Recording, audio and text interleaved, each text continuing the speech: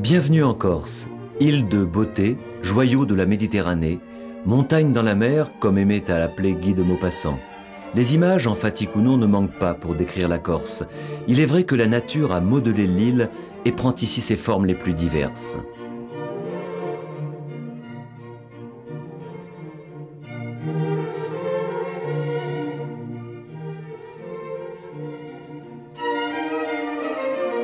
La montagne d'abord, qu'elle soit moyenne ou haute, étagée de 600 à 2700 mètres d'altitude, constitue la colonne vertébrale de la Corse.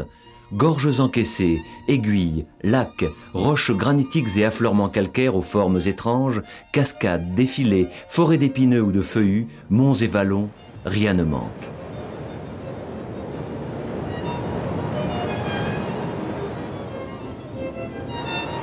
La confrontation mer-montagne offre de fascinants spectacles le long des côtes occidentales de l'île. Ainsi, dans la région de Porto, se succèdent falaises, corniches vertigineuses, criques, baies, écueils acérés. Le littoral déchiqueté semble conserver les stigmates d'un terrifiant combat.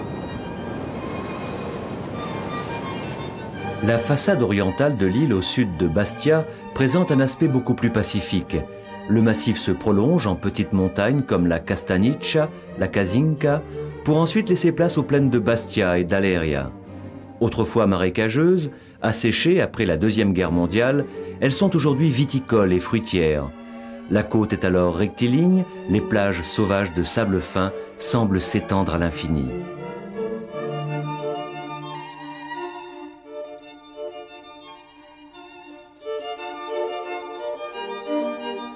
L'extrémité sud de la Corse est constituée de reliefs peu escarpés et de plateaux dont le plus méridional, calcaire et aride, se termine brutalement par les falaises de Bonifacio qui dominent la mer de plus de 60 mètres.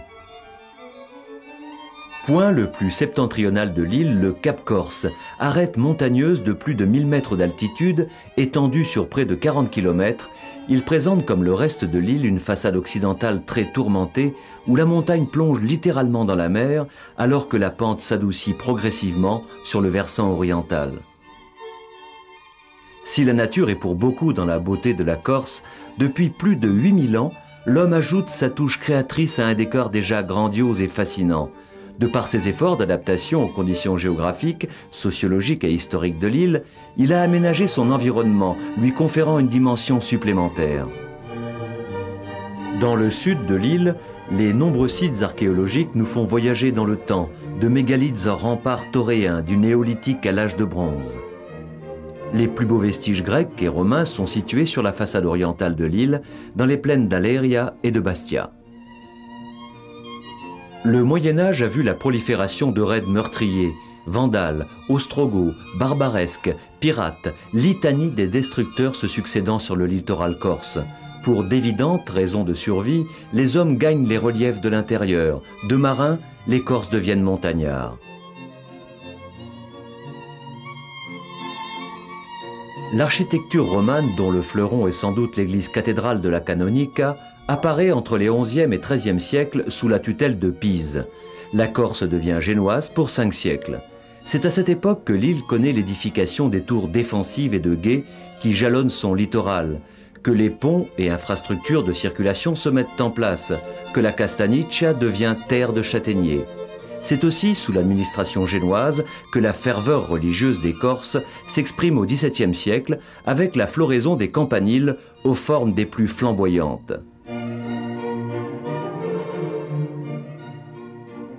En 1770, la Corse devient française, mettant un terme aux ambitions indépendantistes de Pascal Paoli, ainsi qu'aux révoltes qui secouaient l'île depuis près de 50 ans. En 1770 encore, un certain Napoléon Bonaparte, âgé d'à peine 1 an, devient français.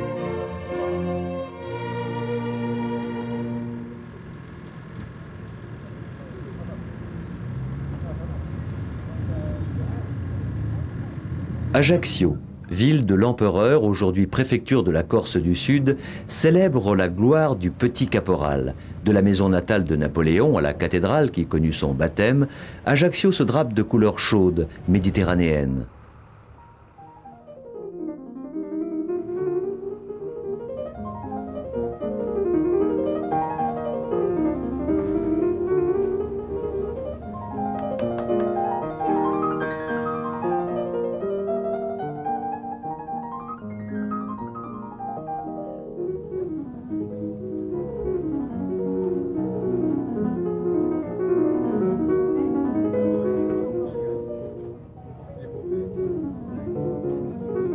Couleur des marchés quotidiens du square César Campinki.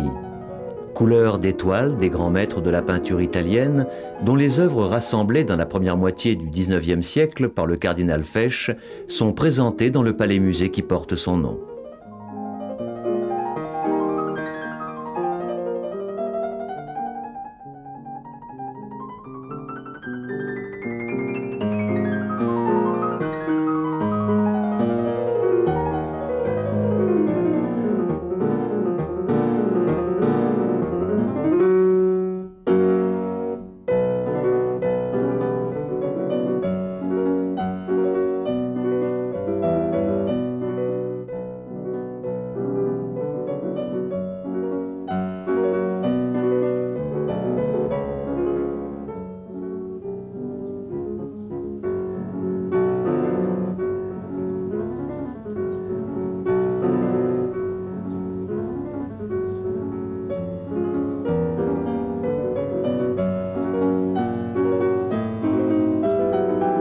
Couleur toujours, celle du port de pêche et de plaisance qui s'ouvre sur la grande bleue du golfe d'Ajaccio.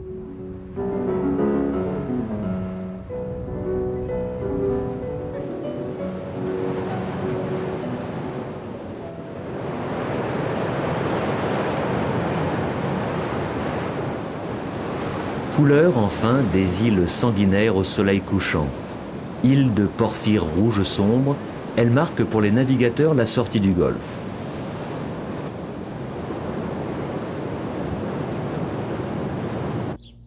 Filitosa, symbole archéologique de l'île. Si les statues menhirs tauréennes armées d'épées et de poignards surprennent le visiteur, elles ne doivent pas faire oublier que l'âge de bronze n'est pas la seule période d'occupation du site. Ainsi, les découvertes archéologiques révèlent des vestiges qui vont du néolithique, 6000 ans avant Jésus-Christ, à l'époque romaine.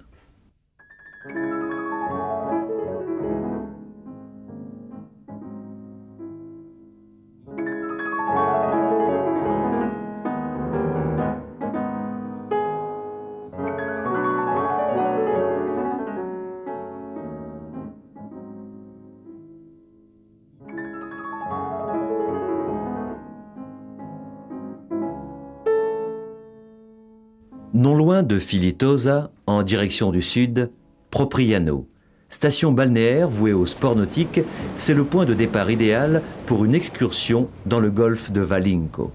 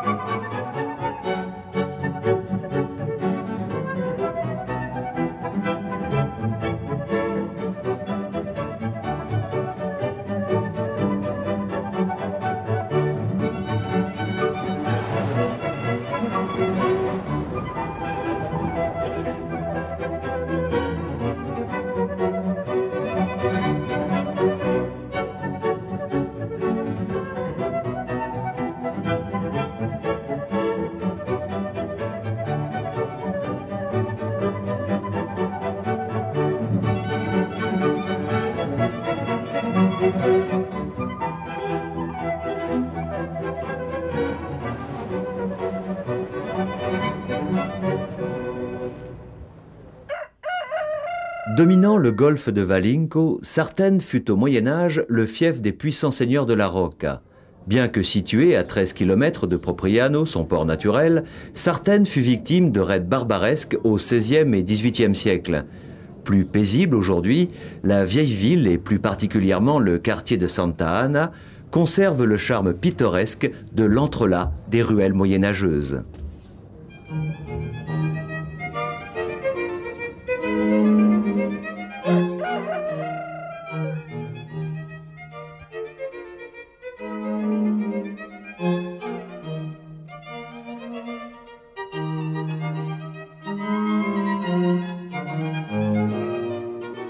À quelques kilomètres en direction de Sainte-Lucie de Talano, le pont génois de Spinacavallo résiste depuis le XIVe siècle aux crues ravageuses du Rizzanese, à l'aspect pourtant bien inoffensif.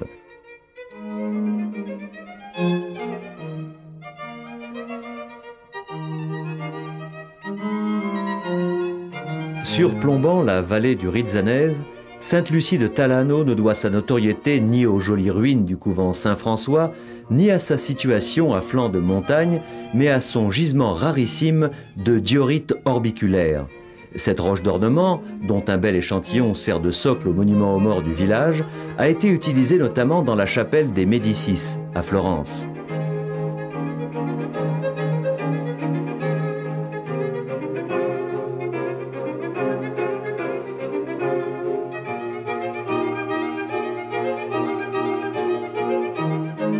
Proche de Sainte-Lucie de Talano, perdue dans son îlot de verdure, l'enceinte fortifiée du Castello de Cucuruzzo constitue un magnifique témoignage de l'architecture défensive toréenne.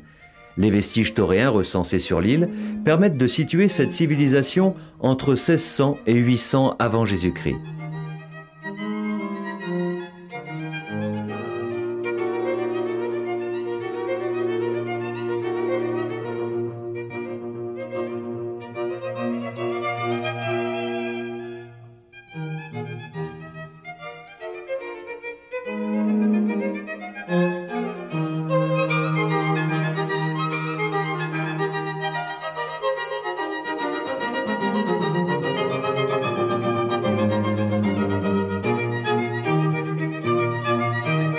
En direction de Bonifacio, dans un rayon de quelques centaines de mètres, les menhirs de Stantari, de Renaggiu et le dolmen de Fontanaccia, découvert par Prosper Mérimée en 1840, témoignent d'une intense activité humaine pendant la préhistoire.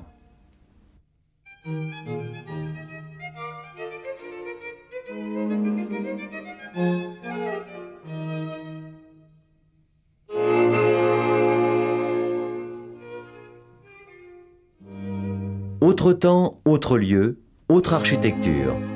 Bâti pour protéger le goulet de Tizzano, le fort génois des XVe et XVIe siècles n'impressionne plus les voiliers qui mouillent à ses pieds. À Roccapina, sur la route de Bonifacio, figurative ou non, les œuvres du vent sculpteur sont exposées.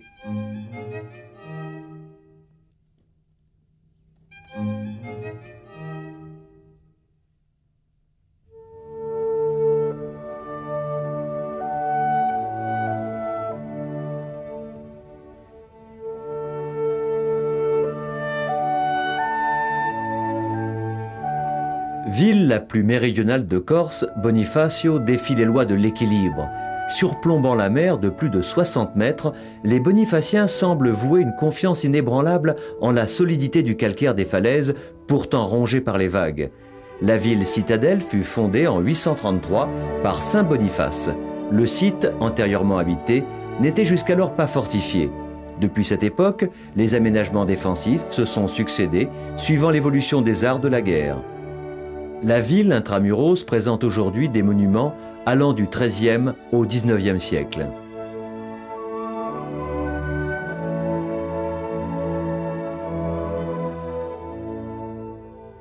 À l'extrémité du promontoire de Bonifacio, le cimetière marin ne laisse aucun doute quant à l'inspiration méditerranéenne de son architecture.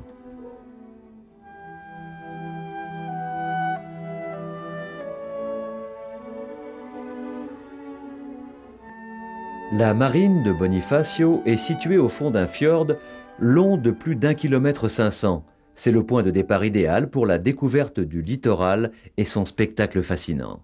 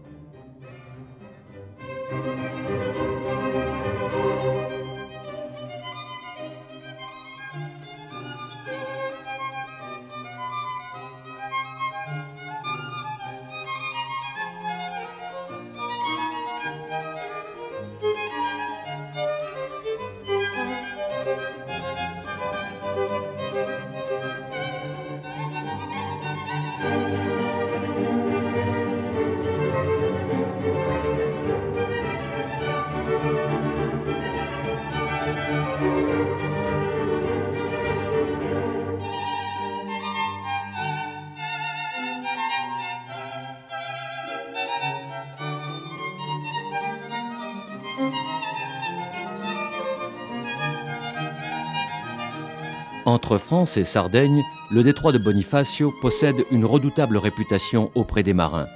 Réputation confirmée par la présence sur l'une des îles Lavezzi du monument commémoratif du naufrage de la Sémillante, rendu célèbre par Alphonse Daudet dans l'une des lettres de Montmoulin.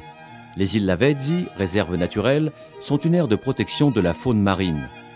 Terminaison méridionale du territoire français, préservées des dégradations humaines par leur statut de réserve, les îles Lavezzi ne reçoivent de visiteurs que pour la journée. Aucune construction n'est autorisée. Seuls les plaisanciers ont le privilège de pouvoir dormir sur place à bord de leur voilier.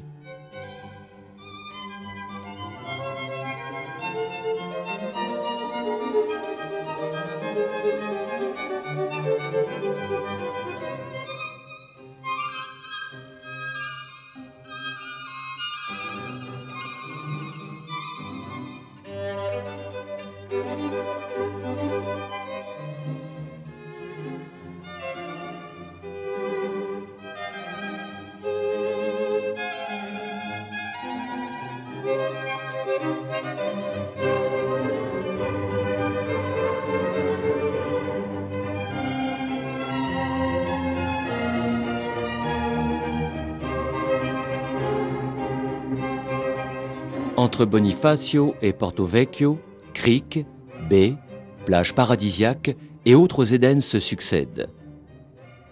Le tourisme nautique constitue certainement le meilleur moyen d'apprécier le littoral corse.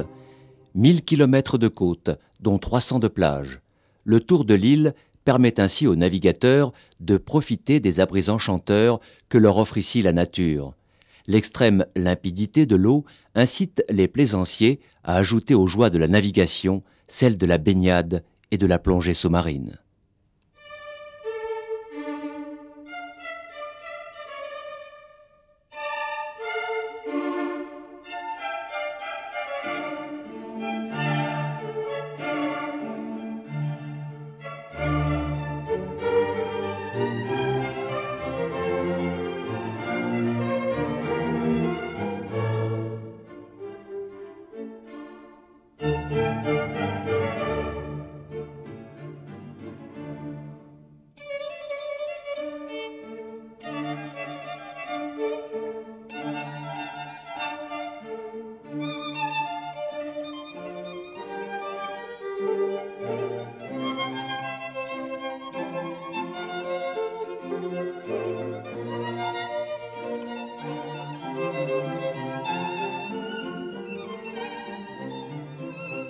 Les plages de sable blanc bordées de pins parasols de Santa Giulia, de San Cipriano et de Palombaggia marquent longtemps encore après leur retour sur le continent les amoureux de la région de Porto Vecchio.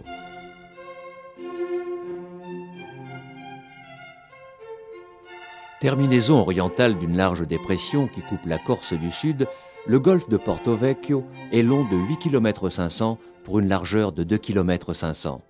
Ses eaux calmes et limpides sont peu profondes. Le golfe constitue pour les navires à faible tirant d'eau un abri vaste et sûr.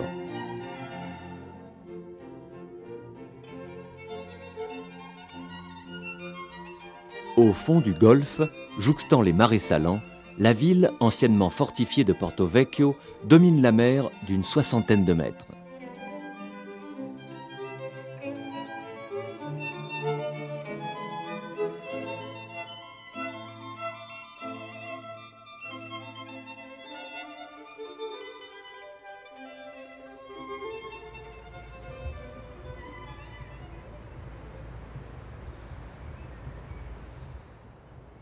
Au départ de Porto Vecchio, en direction du nord, la route de l'intérieur permet de passer progressivement de paysages de littoral en décors de moyenne montagne pour ensuite découvrir les charmes de la haute montagne.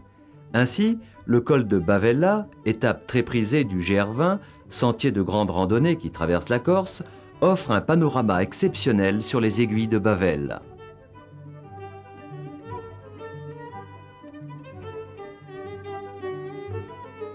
C'est à la variété des granites et à leur inégale résistance à la décomposition et à l'érosion que l'on doit ces paysages déchiquetés. Les arêtes des aiguilles de Bavella culminent à 1312 mètres. La forêt domaniale de Bavella, peuplée de pins maritimes, de pins laricio, de cèdres et de sapins, couvre 930 hectares.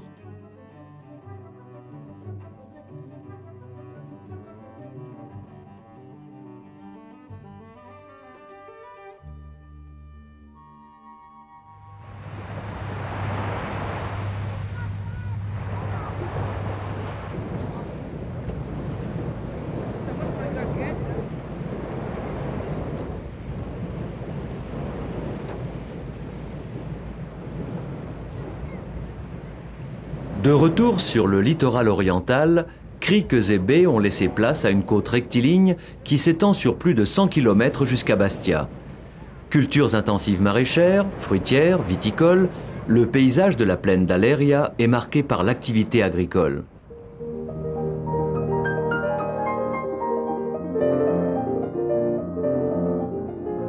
Les fouilles archéologiques de la ville romaine d'Aléria ont permis de dégager les fondations d'une cité prospère et commerçante. Elle ne survécut cependant pas à l'effondrement de l'Empire romain. Ravagée par la malaria, Aléria fut victime de l'un des nombreux raids vandales et définitivement abandonnée par sa population au 5e siècle. Le fort génois de Matra, édifié au XVIe siècle, abrite les plus belles pièces archéologiques extraites des fouilles.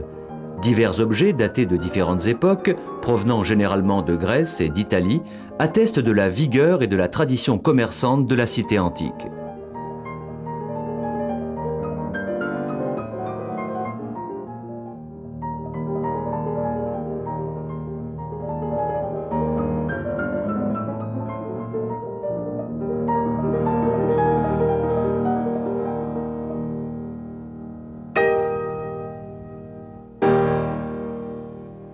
En Castagniccia, semblant défier la nature, villages et hameaux sont autant d'îlots perdus au milieu d'une mer végétale. L'hostilité de la forêt n'est qu'apparente. Planté à partir du XVe siècle, sous l'autorité génoise, l'arbre à pin, nom donné aux châtaigniers, fit la prospérité de la région jusqu'au XIXe siècle. Il n'est pas rare, au détour d'un virage, de croiser de sympathiques quadrupèdes de tout poil en totale liberté.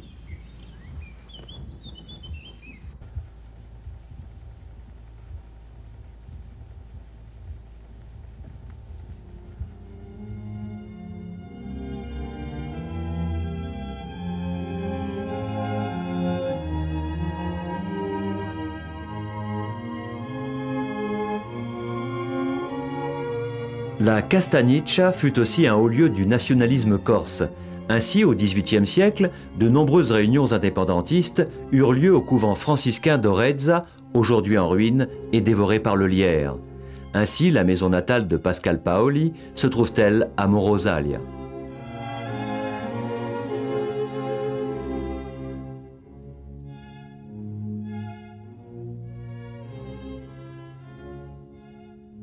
Au nord de la Castagniccia, la Casinca domine elle aussi la côte orientale. De Loreto di Casinca, le point de vue sur la plaine de Bastia ne peut laisser indifférent. Bâti autour de son campanile, sur une terrasse naturelle, le village est constitué de maisons de schiste vert au toit de lauze.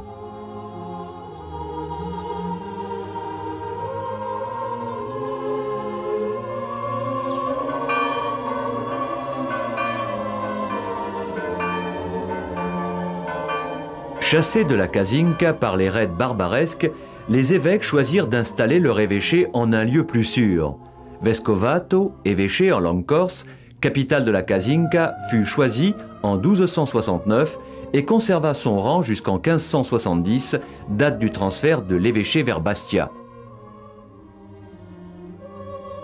Maisons de pierres en terrasse, ruelles étroites, Vescovato est très typé Casinca.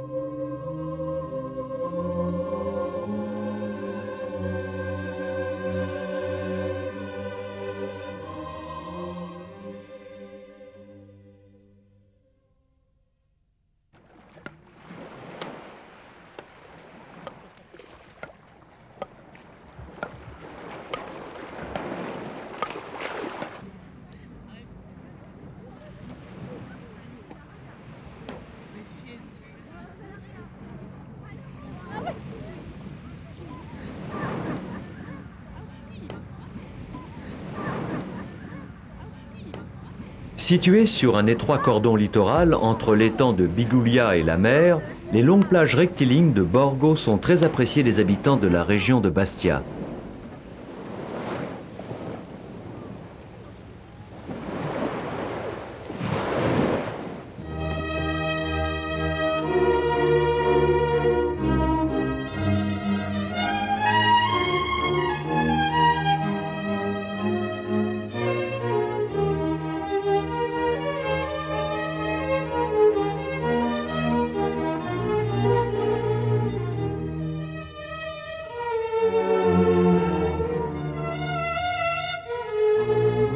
À quelques centaines de mètres de l'étang de Biguglia, les vestiges de la cité romaine de Mariana témoignent de la splendeur passée.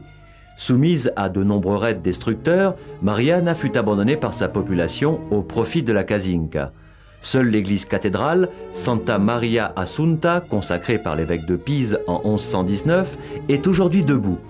Plus connue sous le nom de la Canonica, elle constitue le plus bel exemple d'architecture romane pisane de l'île.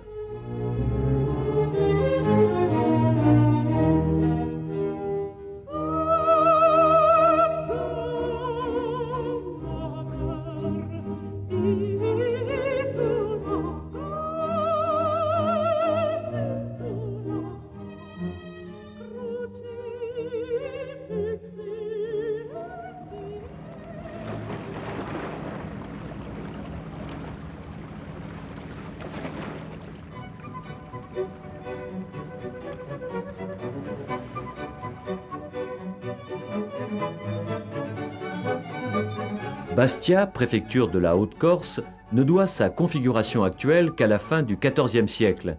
Les quartiers anciens sont établis autour de deux niveaux. La ville basse ou Terra Vecchia, avec le vieux port comme point phare, la ville haute, Terra Nova, blottie dans sa citadelle autour de l'ancien palais du gouverneur.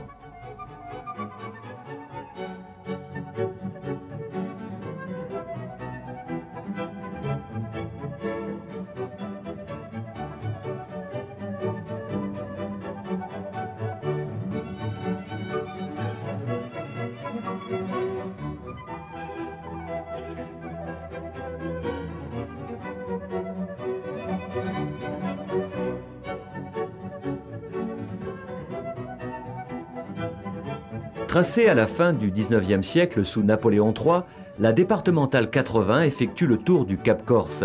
À quelques kilomètres au nord de Bastia, la marine de Miomo marque le départ oriental de cette route. Comme toutes les autres marines qui jalonnent le Cap Corse, elle a contribué au XVIIe et XVIIIe siècle à l'ouverture économique de la région. Autrefois viticole et commerçant, le Cap fut un acteur dynamique du trafic maritime méditerranéen où se sont installés de nombreux chantiers de construction navale.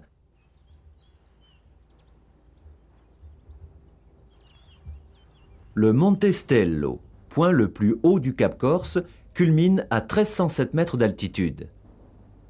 De retour sur la côte orientale, Petite Crique, Marine et Tours génoise se succèdent.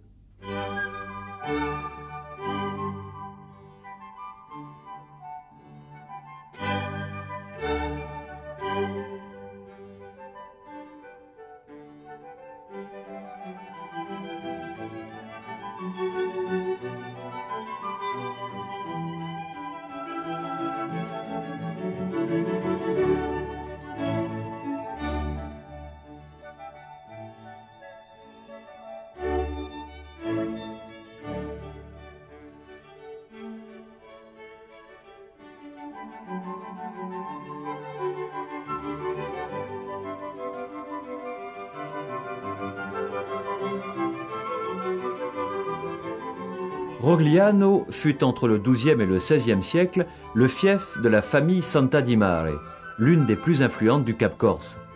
La commune étage ses 7 hameaux à l'abri du mont Poggio.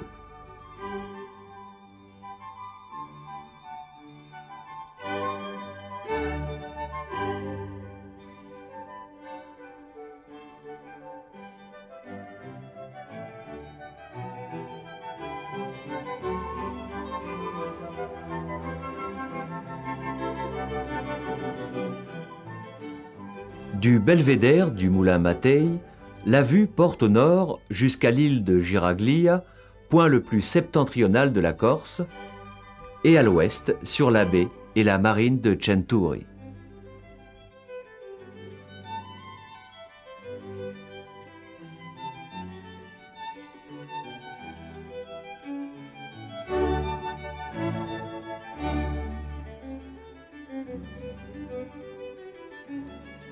Redescendant le Cap Corse en direction du golfe de Saint-Florent, la route en corniche permet de découvrir une côte occidentale plus escarpée et tourmentée.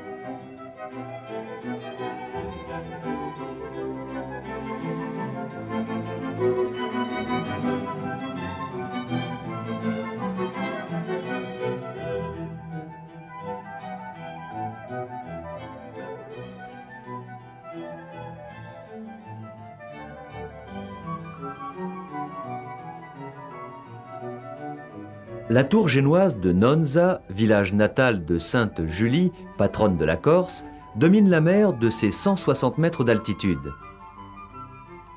Abritée au fond de son golfe, protégée à l'est par le Cap Corse et à l'ouest par le désert des Agriates, la station balnéaire de Saint-Florent possède une solide réputation en matière de nautisme de plaisance.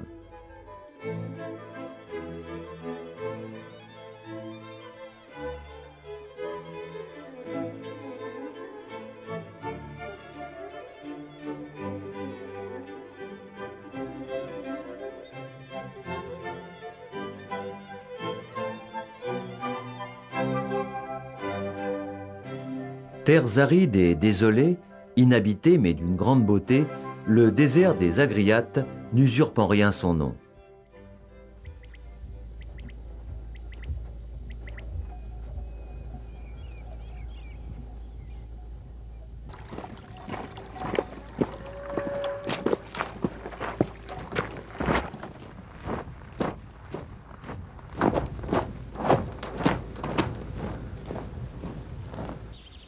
Si la Corse est une île, c'est aussi un vaste massif montagneux.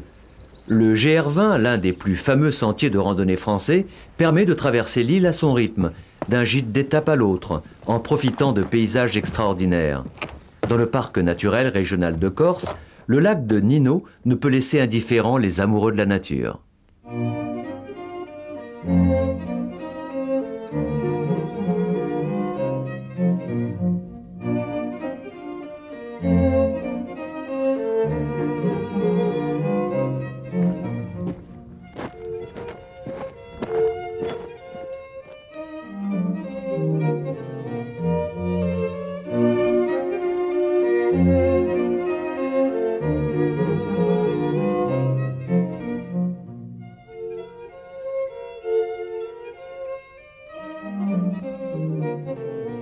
La traversée longitudinale de la Corse par le GR20 est possible en 15 étapes de 6 à 8 heures de marche. Le ravitaillement s'effectue le long du parcours, notamment au col et dans les villages traversés. Les nuitées se font obligatoirement en refuge, le camping sauvage étant strictement interdit.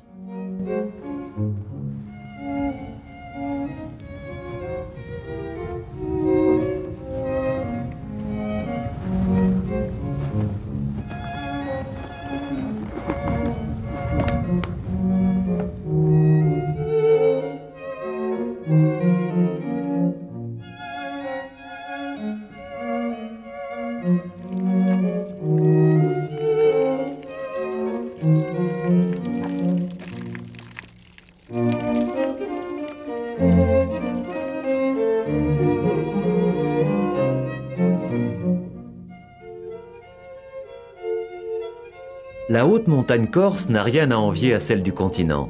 Toutefois, l'absence de glaciers et de neiges éternelles les différencie. Mais pour l'amateur d'alpinisme et de ski de randonnée, les sommets et crêtes à plus de 2000 mètres d'altitude permettent des courses aux difficultés très prisées.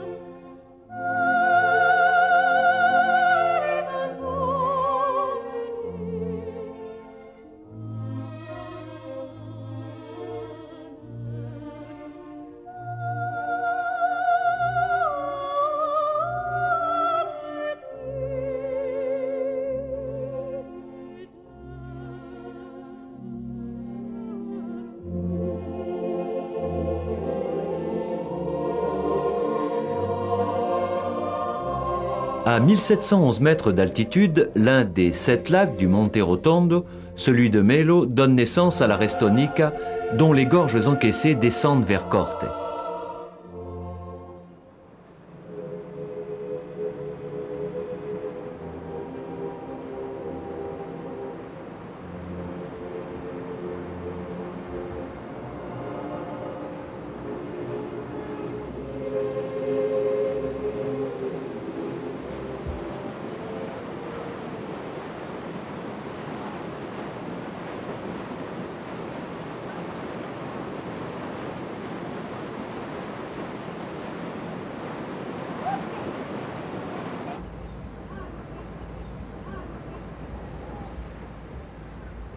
Dominatrice sur son rocher, la citadelle de Corte atteste de l'importance stratégique de la ville. Cœur géographique de la Corse, ce verrou, fortifié dès le XIe siècle, fut la capitale éphémère de la nation corse de Pascal Paoli de 1755 à 1769.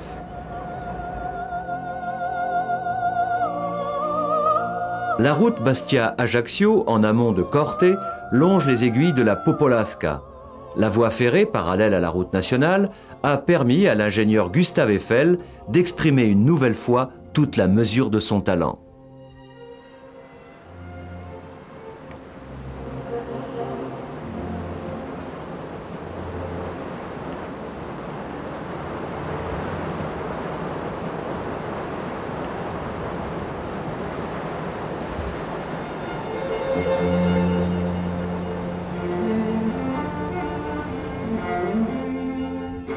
En aval de Corte, en direction d'Ajaccio, faisant face au Monte d'Oro, la cascade du voile de la Mariée chute sur un dénivelé de près de 150 mètres.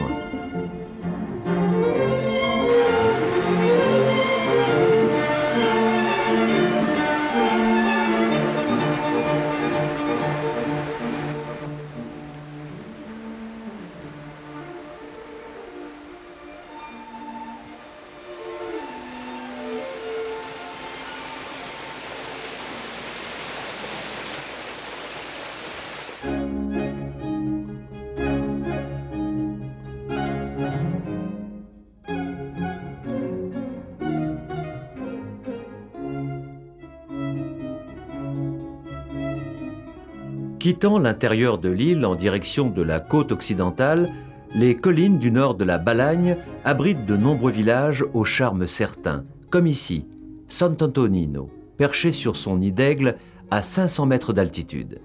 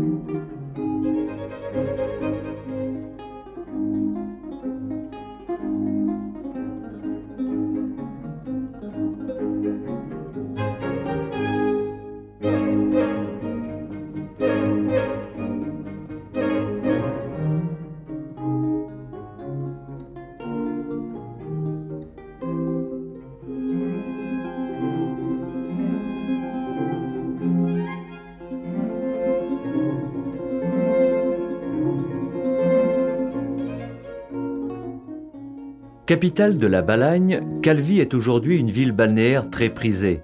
Sa plage, qui s'étend sur 6 km, en fait un des lieux les plus recherchés de Corse.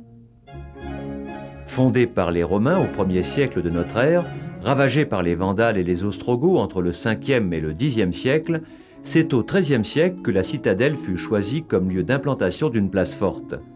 La ville haute relate aujourd'hui 6 siècles d'histoire génoise.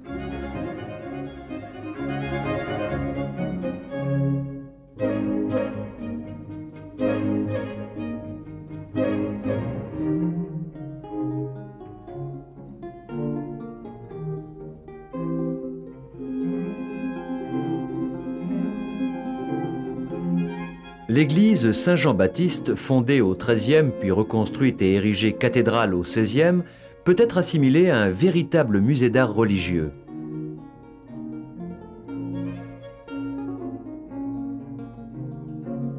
La citadelle abrite aussi, au dire de certains historiens, les ruines de la maison natale de Christophe Colomb. L'inventeur de l'Amérique ne serait né ni en Espagne, ni en Italie, mais tout simplement en Corse. De Notre-Dame de la Sierra, le point de vue sur le golfe de Calvi et la pointe de Revelata est le premier d'une longue série. En effet, entre Calvi et le golfe de Porto, la route du littoral en corniche longe une côte des plus torturées. Mer, falaises, végétation et rochers rivalisent de beauté pour notre plus grand plaisir.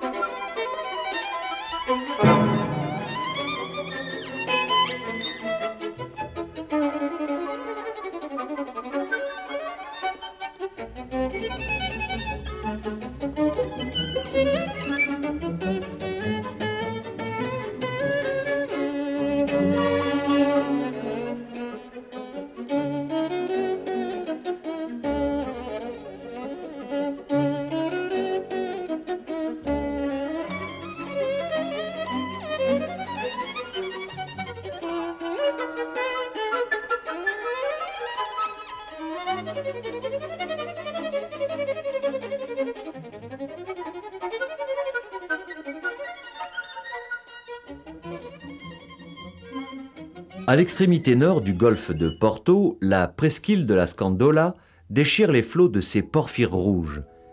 Accessible uniquement par la mer, la réserve naturelle de la Scandola, qui fait partie du parc naturel régional de la Corse, abrite goélands, cormorans et aigles pêcheurs.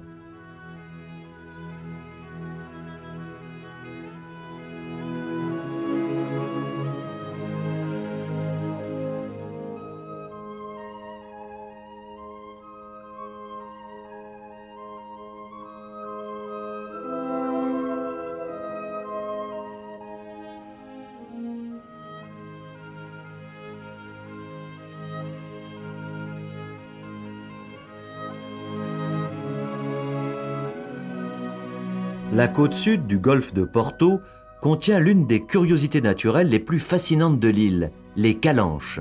Véritable cathédrale minérale, chaos granitique, sculpture baroque, l'érosion fut certainement dirigée par une divinité corse.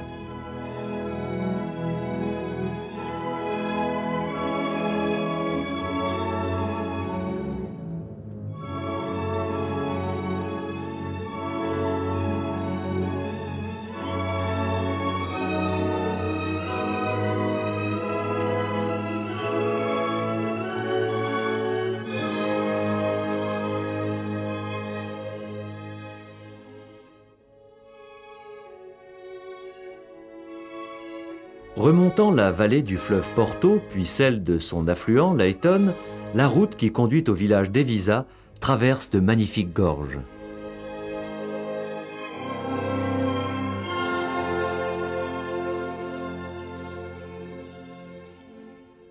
Dans un pays humainement presque vide, le village d'Evisa est situé sur un promontoire entre les profondes vallées de l'Ayton et la rivière de Porto. Le village est ceinturé par la forêt d'Ayton, constituée pour plus de 50% de pins laricio, autrefois hautement prisé des Génois pour la construction navale. La forêt s'étend sur une superficie de quelques 1700 hectares, étagée entre 800 et 900 mètres d'altitude. Parfaitement entretenue, elle bénéficie des efforts conjugués des hommes et des animaux domestiques, cochons sauvages et chèvres en semi-liberté dans les sous-bois.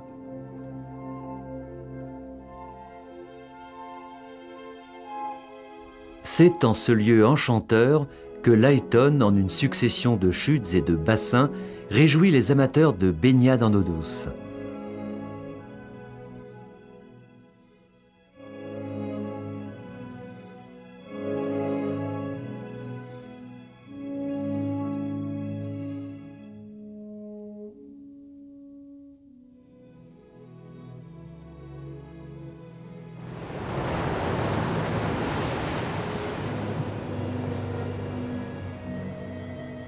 C'est à Porto que se termine notre voyage en Corse. Située à l'embouchure du fleuve Porto, dans le golfe de Porto, la marine de Porto s'étire à l'abri de sa tour génoise.